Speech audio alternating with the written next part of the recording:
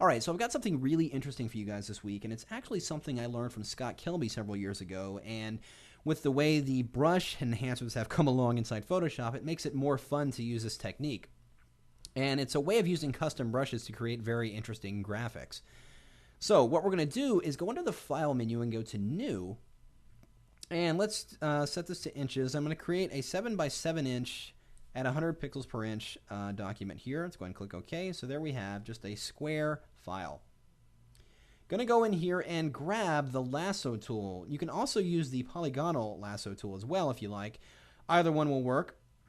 I like to use the lasso tool and simply hold down the Option key as I use it, and it allows you to draw straight edges, just like the polygonal tool. So what we're going to do is, right inside this square document, it's going to click and drag and just create an abstract looking multi-sided shape, just like that.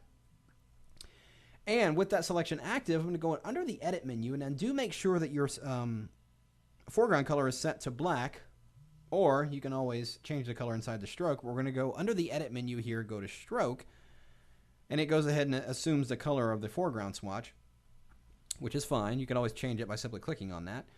But we want to set it to black, and we're going to leave this at 3 pixels, and we want to make sure that we've got the location set to inside. Click OK, and there we have a cool stroke.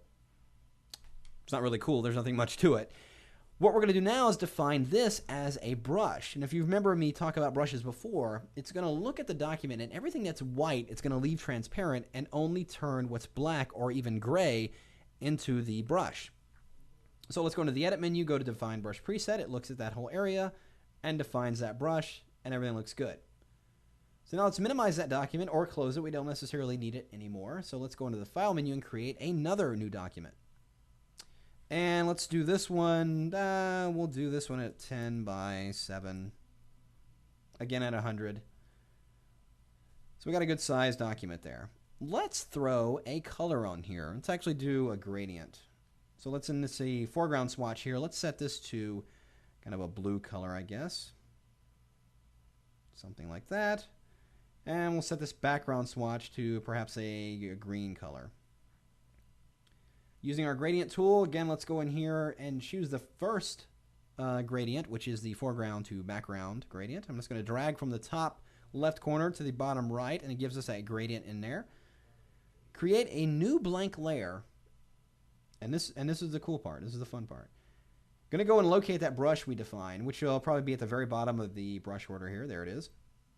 So you can see it takes on the shape of that brush. Let's set our foreground color to white and brush on this and see what we get. Well, that looks okay. It's giving me an interesting effect there, but let's go in here and modify it a little bit. I'm going to make the brush smaller first. And let's open up our brush options. And let's mess with the behavior of this brush a little bit.